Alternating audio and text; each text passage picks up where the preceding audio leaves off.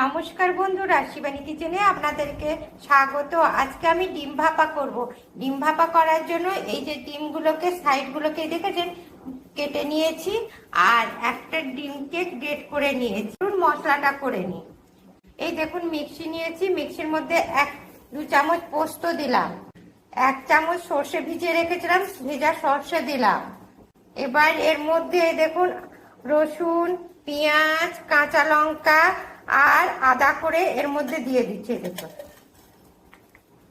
দিয়ে এগুলোকে আমি পেস্ট করে নেব।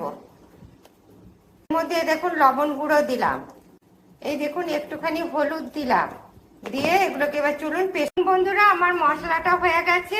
এবার এর মধ্যে এই দেখুন এই যে ডিমটা গ্রেট করে রেখেছিলাম দিয়ে দিলাম।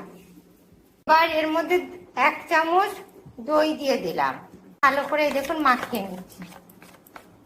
দেখুন সর্ষের তেল 2 চামচ দিয়ে দিচ্ছি। এবার এর মধ্যে যে ডিমগুলো কেটে রেখেছি দিয়ে দিলাম, একটু একটু করে চিড়ে নেবেন, বেশি চিড়বেন না। এই দেখেছেন, দিয়ে চলুন এবার এটাকে আমি ভাপে বসিয়ে দিই। বন্ধুরা, ডিমটা মশলা মাখানো হয়ে গেছে, এবার চলুন ভাপে বসিয়ে দিই। জলটা ফুটে গেছে, এবার এটা এই দেখুন ভাপে বসিয়ে দিলাম। এই দেখুন বন্ধুরা, ভাপে বসিয়ে দিয়েছি ডিমটাকে, এবার ভাপে হোক। এই দেখুন বন্ধুরা হয়ে গেছে, এবার এটা গ্যাসটাকে নিভিয়ে দিচ্ছি।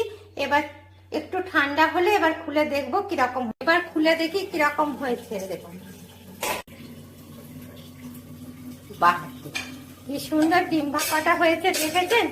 আপনারাও ঠিক এইভাবে ডিম ভাপা করবেন, দেখবেন দারুণ খেতে লাগবে। আর আমার রেসিপিটা যদি আপনাদের পছন্দ হয় তবে লাইক করবেন, কমেন্ট করবেন, শেয়ার করবেন।